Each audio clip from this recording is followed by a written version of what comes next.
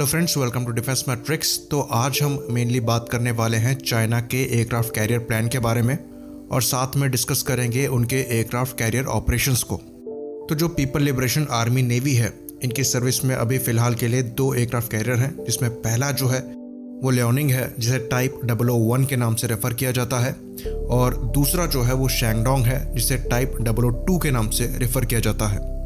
तो अगर हम लियोनिंग की स्टोरी की बात करें तो इसे 1985 में लेट डाउन किया गया था सोवियत नेवी के द्वारा कुज़नेत्सोव क्लास के एयरक्राफ्ट क्रूज़र के तौर पर, जिसको रीगा के नाम से जाना जाता था।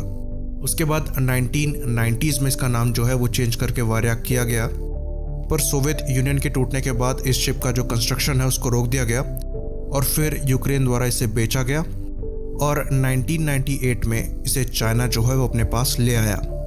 तो फिर इसको दोबारा से बिल्डअप किया गया और 25 सितंबर 2012 में इसको कमीशन किया गया पीपल लिबरेशन आर्मी नेवी में लियोनिंग के नाम से, और इसे जो डेजिग्नेशन है वो दी गई टाइप 001 एयरक्राफ्ट कैरियर की। तो इसके जो परचेज की स्टोरी है वो काफ़ी ज़्यादा इंटरेस्टिंग है। यूक्रेन द्वारा अप्रोच किया गया था चाइना, इंडिया और रशिया तीनों को, और इस शिप को चाइना द्वारा जो है वो इंस्पेक्ट भी किया गया, पर बाद में इसकी परचेज को उन्होंने ड्रॉप कर दिया। तो जब कोई ख़रीदार नहीं मिला, यूक्रेन ने इसे सड़ने के लिए छोड़ दिया, और जब ये जंग खा रहा था तो मकाओ बेस्ड एक कंपनी ने इसे $20 मिलियन में ख़रीदा होटल बनाने के लिए। तो ये एक्चुअली पूरा फ्रॉड सेटअप था, और ये जो प्लान था वो एक्चुअली प्लान का था, यानी कि पीपल लिबरेशन आर्मी नेवी का था। तो ये सस्ते में ख़रीदने की एक ट्रिक थी, जिसको बाद में चाइना द्वारा मॉडिफाई किया गया, रीबिल्ड किया गया अपने पहले एयरक्राफ्ट कैरियर के तौर पर। एयरक्राफ्ट कैरियर की इन जनरल बात करें तो इसका जो डिस्प्लेसमेंट है वो 43,000 टन्स का है, और इसकी जो लेंथ है वो 304 मीटर की है। तो ये एक स्की जंप वाला एयरक्राफ्ट कैरियर है, और इसमें करीबन 26 J-15 एयरक्राफ्ट आते हैं, जिनके बारे में हम आगे बात करेंगे। तो इस एयरक्राफ्ट कैरियर की जो परफॉर्मेंस है वो कुछ खास रही नहीं है, जितना ये सर्विस में रहा है उससे ज़्यादा सर्विसिंग में रहा है। पर ये एक तरीके से लर्निंग एक्सपीरियंस था चाइना के लिए। इसके बाद इन्होंने अपना टाइप 002 एयरक्राफ्ट कैरियर जो है वो बनाया, जिसे शैंगडोंग के नाम से जाना जाता है। तो ये जो एयरक्राफ्ट कैरियर है इसे 2019 में ही कमीशन किया गया, और ये करीबन 55,000 टन का है, जो कि थोड़ा बड़ा है लियोनिंग से, और इसकी जो लेंथ है वो करीबन 315 मीटर की है। तो इसमें करीबन 32 J-15 एयरक्राफ्ट जो हैं वो आते हैं, और ये भी एक स्की जंप वाला एयरक्राफ्ट कैरियर है। बात करें इसके परफॉर्मेंस की तो ये अभी काफ़ी नया है, 2019 के अंत में ही सर्विस में आया है, तो इसको सर्विस में आए अभी 2 साल पूरे नहीं हुए हैं, तो अभी कुछ कह पाना थोड़ा मुश्किल होगा। तो अब यहाँ से हम बात करते हैं एयरक्राफ्ट की जो इन कैरियर से ऑपरेट होता है और इनके कैरियर ऑपरेशंस की बैकबोन है। इस एयरक्राफ्ट का नाम है शेंगयांग J-15।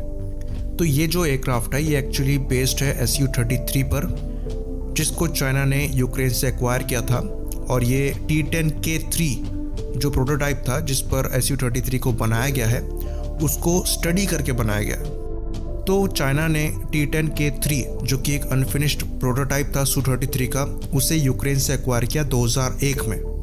उसकी काफ़ी अच्छे से स्टडी करी और रिवर्स इंजीनियरिंग करके J-15 को बना दिया, और इस एयरक्राफ्ट के जो एवियोनिक्स हैं उनको उठाया अपने J-11B प्रोग्राम से। तो J-11B जो है वो एक बेटर वर्जन है J-11A का। इसमें इन्होंने AESA रडार और बेटर एवियोनिक्स यूज़ किए हैं। तो चाइना द्वारा अपने J-15 को 4th या फिर 4.5 जनरेशन रेफ़र किया जाता है। तो शुरुआत में जो गोल था वो एक्चुअली J-15 को बनाने का नहीं था, जो गोल था वो Su-33 को लेने का था। लेकिन चाइना ने तब तक क्या किया था कि उन्होंने जो पास्ट में Su-27S के एयरक्राफ्ट लिए थे उनकी रिवर्स इंजीनियरिंग कर रखी थी J-11 में, जो कि सीधे सीधे वॉयलेशन था IP राइट्स का, और कहा यह जाता है कि इसकी वजह से रशिया ने मना कर दिया उन्हें Su-33 देने से। लेकिन चाइनीज़ साइड से ये कहा गया क्योंकि Su-33 के जो ऑर्डर है वो काफ़ी कम होने वाले थे, तो रशिया ने इनके प्रोडक्शन लाइन को दोबारा खोलने से मना कर दिया। अब एक और जो इंटरेस्टिंग स्टोरी है वो सुनिए। 25 नवंबर 2012 को J-15 ने अपनी पहली अरेस्टेड लैंडिंग करी लियोनिंग एयरक्राफ्ट कैरियर पे। तो ये चाइना के लिए काफ़ी खुशी की बात होनी चाहिए, पर इसी दिन जो इसके हेड ऑफ प्रोडक्शन डिज़ाइनर थे लियू यांग, उनकी मौत हो गई थी हार्ट अटैक से। और इनको हार्ट अटैक आया क्यों था? क्योंकि इन पर इतना प्रेशर था J-15 को सक्सेसफुली लैंड कराने के लिए, जिसको ये झेल नहीं पाए। तो काफ़ी लोगों का ये आर्ग्यूमेंट रहता है कि चाइना में जो डेवलपमेंट है वो इतना फास्ट है, हमारी कंट्री में जो चीज़ें हैं वो कितनी बार डेडलाइन मिस करती हैं। तो उसके पीछे रीज़न ये है कि इंडिया जो है वो चाइना नहीं बन सकता। इंडिया एक डेमोक्रेटिक कंट्री है और हम प्रेशर डाल के अपने साइंटिस्टों को और इंजीनियर्स को मार नहीं सकते। थोड़ा प्रेशर डाला जा सकता है पर चाइना जैसा काम नहीं कर सकते। बहरहाल टॉपिक पर वापस आते हैं और एयरक्राफ्ट की बात करते हैं। तो J-15 जो एयरक्राफ्ट है वो Su-33 पर बेस्ड है, तो काफ़ी बड़ा एयरक्राफ्ट है, भारी एयरक्राफ्ट है। तो इसमें जो शुरुआत में इंजन लगे थे यानी कि AL-31F वो बहुत ज़्यादा पावरफुल नहीं थे, जिसने एयरक्राफ्ट की जो परफॉर्मेंस है उसको काफ़ी ज़्यादा अफेक्ट किया था। तो एयरक्राफ्ट की जो पेलोड कैरिंग कैपेसिटी है वो काफ़ी ज़्यादा रिड्यूस हो गई थी, क्योंकि स्की जंप से आपको टेक ऑफ करना है और जो पावर है वो प्रॉपर मिल नहीं रही थी। उसके बाद चाइना द्वारा खुद के इंजन लगाए गए जो कि WS-10A थे। तो जैसा कि हम पास में बात कर चुके हैं WS-10A इंजन के बारे में, जो कि बेस्ड है फ्रेंच अमेरिकन CFM के CFM56 इंजन पर, जो कि बोइंग 737 एयरक्राफ्ट में लगते हैं और मिलिट्री में B-1 लांसर बॉम्बर में लगाए जाते हैं। तो ये जो इंजन थे वो मैच्योर नहीं थे, इनकी जो परफॉर्मेंस थी वो रशियन इंजन को मैच करती थी, पर सर्विसेबिलिटी और ऑपरेशनल लाइफ काफ़ी ज़्यादा पुअर थी। बाद में कुछ रिपोर्ट्स आई जिसमें इनकी लाइफ काफ़ी इम्प्रूव हुई जब चाइना ने अपने नए जनरेशन के सिंगल क्रिस्टल टर्बाइन ब्लेड्स को इनमें यूज़ किया। लेकिन जो परफॉर्मेंस है वो रशियन इंजन के बराबर ही बनी, उससे ज़्यादा नहीं है। तो इन WS-10 इंजन को J-15 में लगाया गया और ये चीज़ देखी गई कि सी कंडीशन में इस इंजन की जो परफॉर्मेंस है वो काफ़ी ज़्यादा ख़राब होती है। साथ में काफ़ी रैपिड मेंटेनेंस जो है वो इस इंजन पे करनी पड़ती है। तो इस इंजन पे अभी भी काम हो रहा है और ये चीज़ कही जा सकती है कि ये इंजन अभी तक मैच्योर नहीं है। बाकी इस एयरक्राफ्ट के थ्रस्ट टू वेट रेशियो की बात करें तो ये 0.83 है, जो कि एक स्की जंप एयरक्राफ्ट कैरियर से ऑपरेट होने वाले एयरक्राफ्ट के हिसाब से कम है। तो इसका खामियाजा इस एयरक्राफ्ट को अपने वेपन पेलोड कैरिंग कैपेसिटी को कम करने से चुकाना पड़ता है, और अगर वहाँ कॉम्प्रोमाइज़ नहीं करना तो फ्यूल कैरिंग कैपेसिटी पे कॉम्प्रोमाइज़ करना पड़ता है, जिसकी वजह से इस एयरक्राफ्ट की जो रेंज आती है वो बिलो एवरेज है।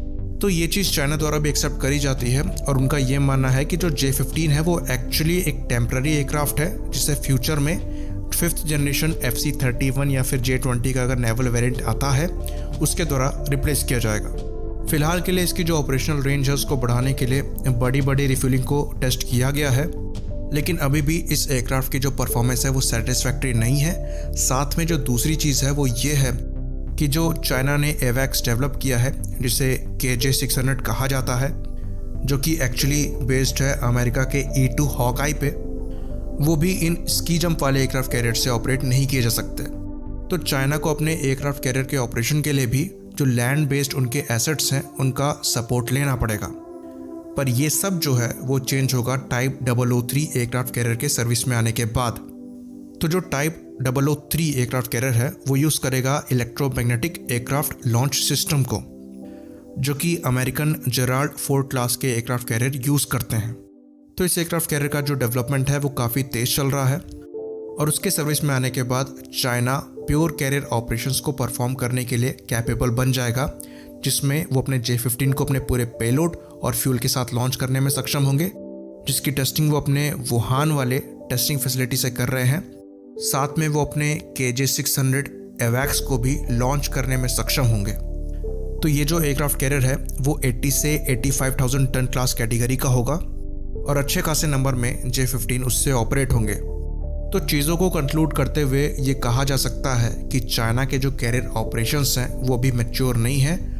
एक तरीके से आप कह सकते हैं कि वो अपने आप को ट्रेन कर रहे हैं कैरियर ऑपरेशंस के लिए, जो कि वो परफॉर्म करेंगे टाइप 003 एयरक्राफ्ट कैरियर के सर्विस में आने के बाद, क्योंकि उसके सर्विस में आने के बाद ही जो इनके प्लेटफॉर्म्स हैं वो अपने पूरे पोटेंशियल में ऑपरेट हो पाएंगे। इसी बात पर इस वीडियो को ख़त्म करेंगे। लाइक करिए, सब्सक्राइब करिए। जय हिंद।